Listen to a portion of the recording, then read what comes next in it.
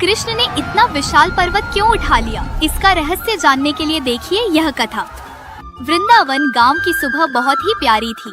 सूरज की सुनहरी किरणें धीरे धीरे पेड़ों और मिट्टी पर पड़ रही थीं। गायें अपने अपने घास चर रही थीं, बच्चे खेल रहे थे और महिलाएं रसोई में व्यस्त थीं। गांव के लोग अपने अपने काम में मग्न थे। इस समय की शांति में सिर्फ खेतों में काम करने वालों की आवाज और बच्चों की हंसी सुनाई देती थी। एक दिन गांव में चर्चा शुरू हुई।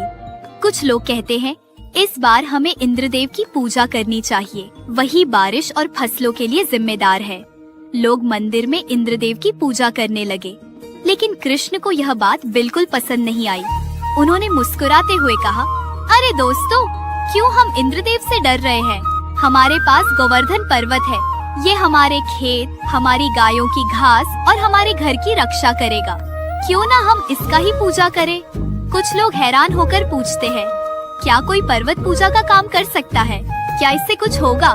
कृष्ण ने धीरे से कहा, देखो इंद्र चाहे कितने भी बड़े क्यों ना हो, अगर हम अपनी मेहनत और अपने साधनों की रक्षा करें तो कोई भी शक्ति हमें हिला नहीं सकती। हमारा पर्वत हमारी सुरक्षा है। यह हमारे गांव, हमारी गायों और हमारे खेतों को बचाएगा।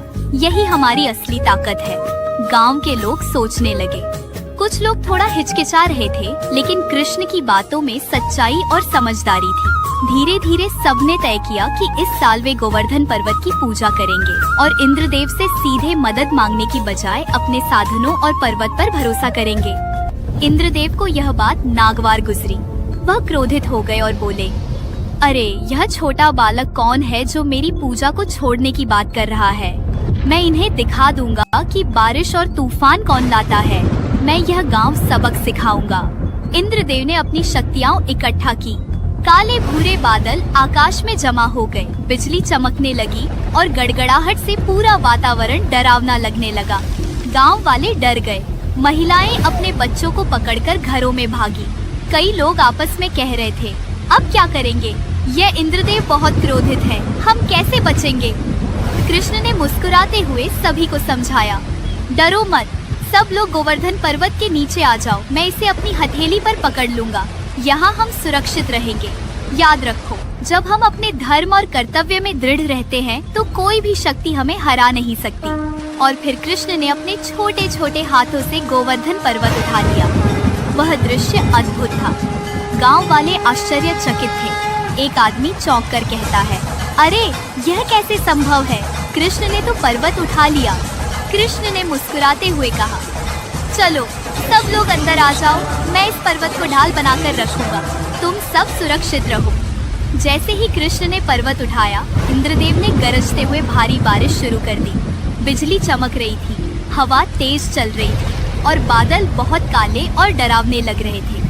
गांव वाले डर के मारे कांप रहे थे। एक औरत अपने बच्चे को लेकर कहती है, कृष्णा, हमें क्या करना चाहिए? यह तो बहुत तेज बारिश है। कृष्ण कहते हैं, डरो मत, सब लोग मेरे पास आओ। ये पर्वत हमें बचाएगा। यह हमारी सुरक्षा है। भरोसा रखो, मैं सब संभाल लूंगा। बारिश तेज हो रही थी। हवा की तेजी से पेड़ झुक रहे थे और कुछ घरों की छतें हिल रही थी।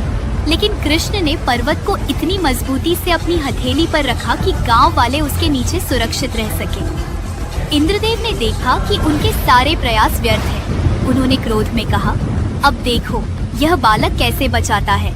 मैं इतनी बारिश भेजूंगा कि सब बह जाए। कृष्ण ने शांत होकर कहा, तुम जितनी भी ताकत दिखाओ, हमारी सुरक्षा हमारी समझदारी और साहस में है। गांव वाले मेरे साथ हैं और यही हमारी असली ताकत है। बारिश और तेज हो गई। बिजली चमकती रही, हवा जोर से चल रही थी, पर कृष्ण ने पर्वत को अपनी हथेली पर मजबूती से पकड़े रखा। गांव वाले उसके नीचे सुरक्षित थे। उन्होंने देखा कि केवल हिम्मत, समझ और विश्वास ही असली सुरक्षा है। इंद्रदेव ने देखा कि उनके सारे प्रयास बेकार हैं। उन्होंने कहा, अरे यह बालक साधारण नहीं है। उसके भीतर वह शक्ति है जो प्रेम, साहस और धर्म से आती है। मैं अब अपनी क्रोध की बारिश रोकता हूँ। बारिश रुक गई। सूरज की रोशनी धीरे धीरे फैलने लगी और गांव वाले सुरक्षित रहे। सभी ने कृष्ण के चारों ओर इकट्ठा होकर उनका सम्मान किया। एक आदमी बोला, कृष्णा, तुम्हारी बुद्धि, तुम्हारा साहस और तुम्हारा प्रेम हमारे गांव को बचा गया। हम हमेशा तुम्हारे आभारी रहेंगे। कृष्ण मुस्कुराते हुए बोले, याद रखो दोस्तों, असली शक्ति केवल किसी देवता की पूजा में नहीं है। असली शक्ति हमारे कर्म, हमारी समझदारी और अपने प्रियजनों के प्रति प्रेम में है। जब हम अपने काम और जिम्मेदारी के प्रति सचेत रहते हैं तो कोई भी मुश्किल हमें हरा नहीं सकती। तब से गांव वाले हर साल गोवर्धन पर्वत की पूजा करने लगे। उन्होंने समझ लिया कि केवल किसी बाहरी शक्ति पर भरोसा करने से कुछ नहीं होता। अपनी समझ, हिम्मत और मेहनत से हर संकट को टाला जा सकता है। दोस्तों, यह कहानी हमें दिखाती है कि कभी भी किसी बड़ी ताकत से डरकर अपने कर्तव्य से पीछे मत हटो।